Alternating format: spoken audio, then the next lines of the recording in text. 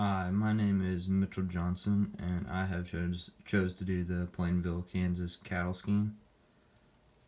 And what happened was the owners of Sale Barn in Kansas have been charged with carrying out a check kiting scheme by federal authorities after the fraud resulted in bank losing millions of dollars.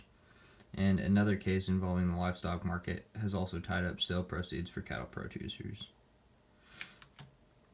So, check kiting is defined as a form of check fraud that takes advantage of the time between presentment of a check and the actual receipt of funds, the float to make use of non-existent funds in a checking or other bank account in the indictment. Check kiting is also used to falsely inflate the balance of a checking account in an effort to allow written checks to clear that would otherwise bounce. So the people affected, on May 30th, the Department of Justice announced that the previous the previous day an indictment had been returned by a grand jury in Topeka.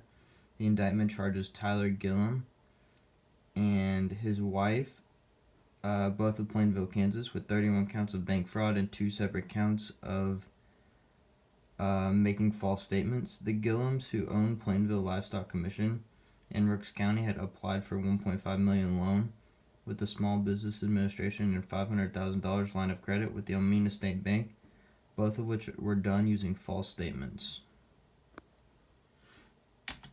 So basically, the people affected, the people mostly affected were the banks, and the Gillums are alleged to have defrauded Almena State Bank in Almena, Kansas, Landmark National Bank in Manhattan, Kansas, Colorado East Bank and Trust in Lamar, Colorado, and Astor Bank in Scandia, Kansas.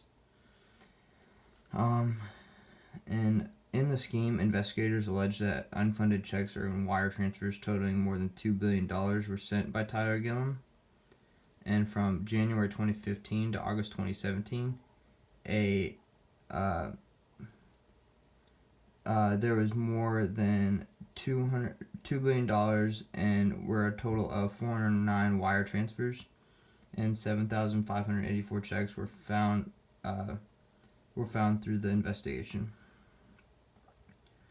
Court document details that Landmark National Bank incurred a loss at one time of more than $10 million.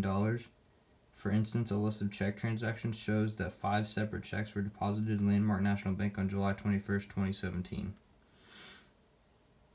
totaling $4,717,373.95.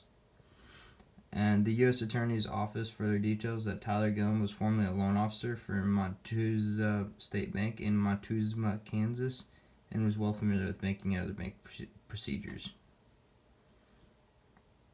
Alright, and also affected were the cattle that farmers didn't get their money for, the livestock.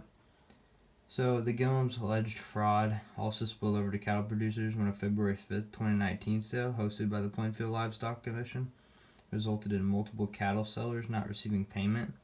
And a reporter from KWCH shows that multiple producers had checks bounce from that particular sale day, with proceeds totaling nearly $1 million for the day. Checks bounced in a range from several $1,000s to more than $100,000. Jason Rathbun, a cattleman who sold half of his calves at the sale on February 5th, is out more than $30,000 because of bounced checks. And he's quoted saying, "We have notes due, and our banker basically is working with us a little bit." Rathbun, she tells KWCH, "But we've had to pay interest on our note. They're giving us a little bit of time to cover the principal, but we've had to take us from everywhere else, all of our savings, etc., to cover the interest. So it has put us in a financial bind." The bounced check case is being heard in Norton County Court, and documents from that case show that the Plainville Livestock Commission moved $916,000, $652.29, from the custodial account to a general operating account. It is alleged that it was done to cover overdrafts in the general operating account.